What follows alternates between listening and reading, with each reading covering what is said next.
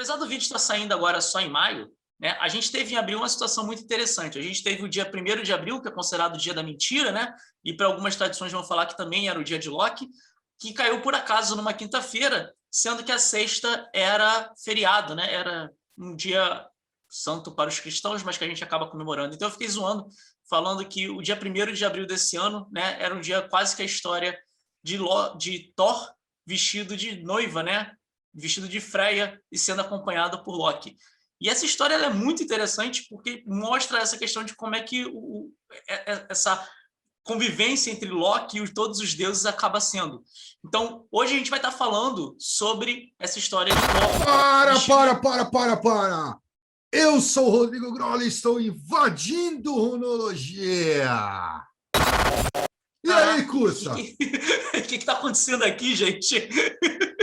Caraca, de onde você surgiu, velho? Cara, eu tive que invadir o seu programa porque aconteceu de novo, cara. Ah, não. Fizeram de novo aquela pergunta, cara. Então eu tinha que vir aqui porque eu falei, só quem pode explicar isso, na verdade já explicou 5 vezes para os alunos do Mitos Modernos, mas eu tive que invadir para trazer essa questão fundamental para você, Cussa. Cussa, posso relacionar Odin com a carta do pendurado?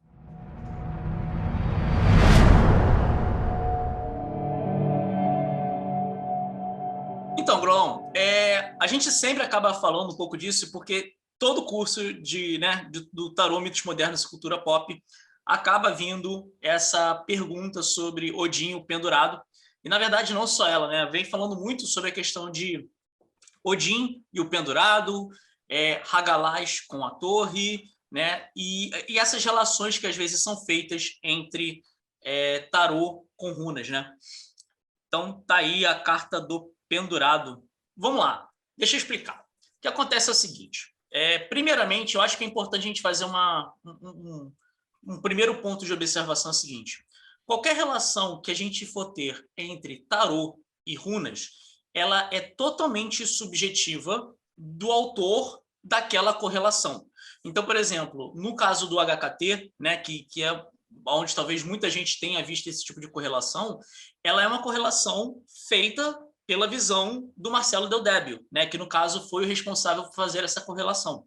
Então, a correlação de runas com os caminhos da árvore da vida e, consequentemente, com os arcanos do tarô é uma visão, no caso, nesse caso específico, essa visão que a galera vê no HKT, vinda exclusivamente do Marcelo Del Débio, tá?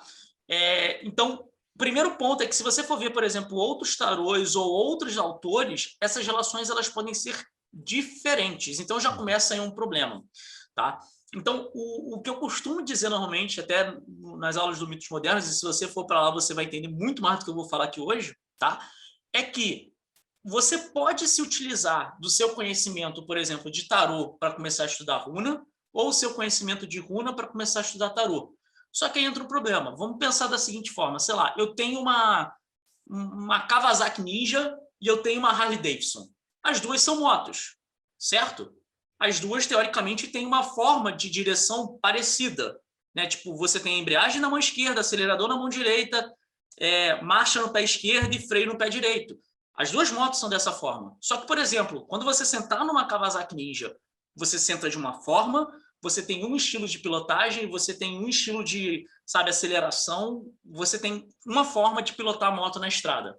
Quando você senta numa Harley Davidson, é uma forma totalmente diferente.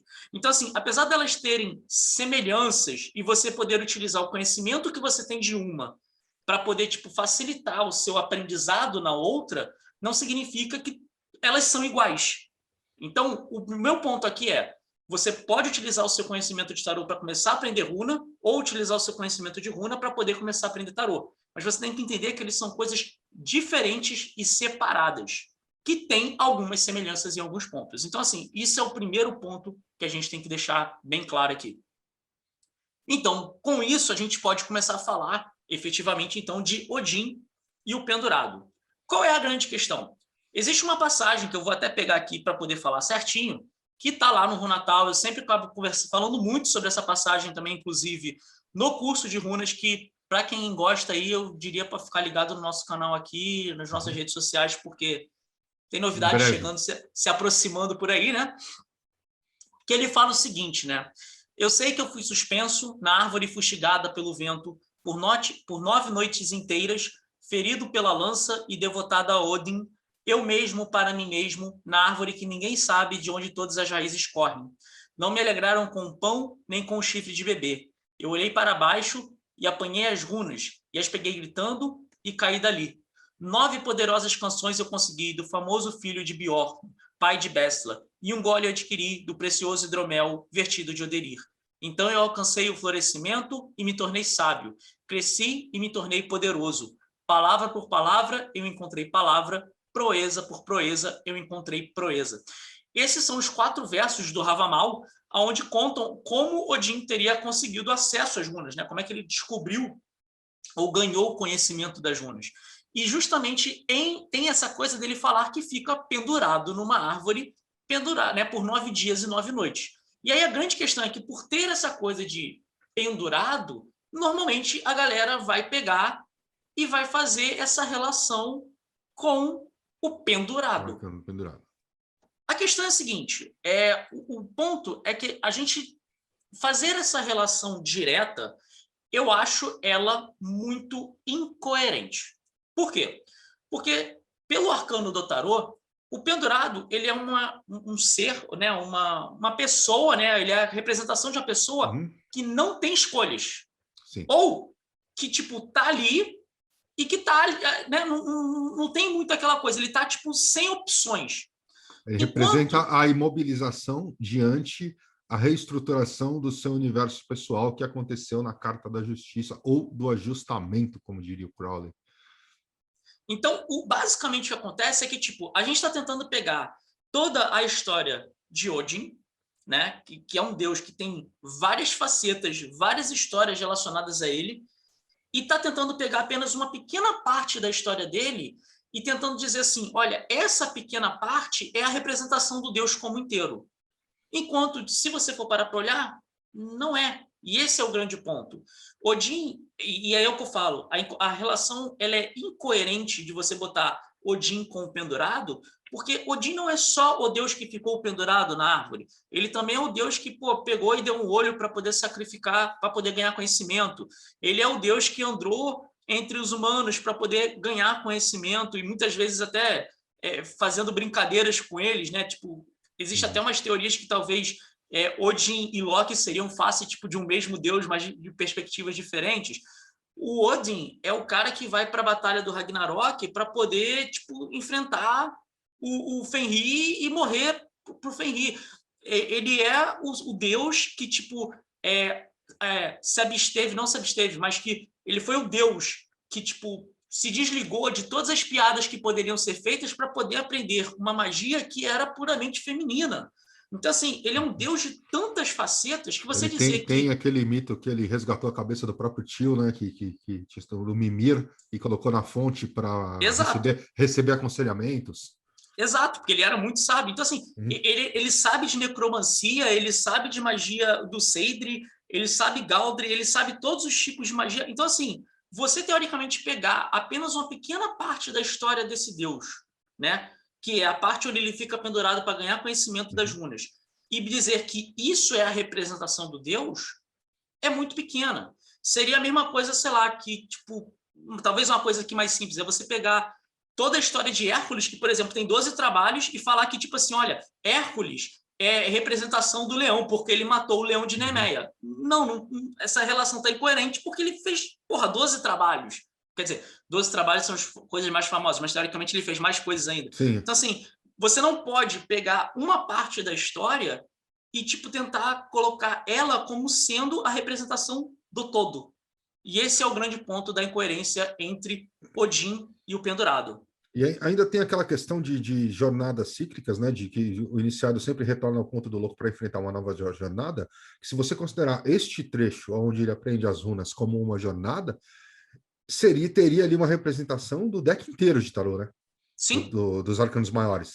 Sim, sim, ele é o louco que tem o conhecimento, ele sabe de si mesmo, ele tem um puta conhecimento de si, ele é, de certa forma, aquele que controla o reino de Asgard, ou seja, ele é o imperador. Eu não diria que eu não conseguiria dizer agora a questão da imperatriz, até porque, tipo, aqui a A gente tem... sacerdotisa. Da sacerdotisa, sabe? Então, assim, a gente tem essas relações, né? Ele tem, porra, o Sleipnir, que é o cavalo de 8 patas, que leva ele para tudo quanto é quanto quando ele precisa viajar, sabe? Ele tem... Então, assim, ele tem toda a jornada dele, assim como, tipo, a maior parte dos mitos, ele vai ter toda a jornada dele dentro do tarô. Então, sim, o próprio fato desse conhecimento das runas é quase que uma jornada inteira para ele poder... E no final ele consegue, né? Porque, tipo, talvez até aquela ponta, né? Ele consegue, aí é o sol, né? E aí, tipo, vem aquela coisa dele fazer toda a coisa e falar assim, não, velho, eu consegui, tipo, palavra por palavra, eu ainda estou encontrando palavra para proeza por proeza, eu estou melhorando. Então, tipo, ele tem o processo ainda, se você for olhar o próprio poema, ele bota ali, né, o final, a parte dele, tipo, avaliando o que aconteceu e tudo aquilo, e ele retornando para o mundo comum, mas ele já não é mais o mesmo. Então, sim, tem todo um processo ali já. O Né? próprio Visions, né? O próprio Visions, na verdade, retrata ele no Eremita, né? Como aquele epiteto do Odin, velho sábio, né? Que anda pelas comunidades aconselhando e... Isso é o parado que eu ia falar. Eu acho que, tipo assim, uma relação mais interessante para mim é com o Eremita, até porque, assim, a gente tem pelas Edas, né? O Odin que tá ali, que tá fazendo, né? Mas a gente tem aquele Odin que tá sempre em busca de conhecimento. Ele sempre sai em busca de conhecimento quando ele quer conhecer mais.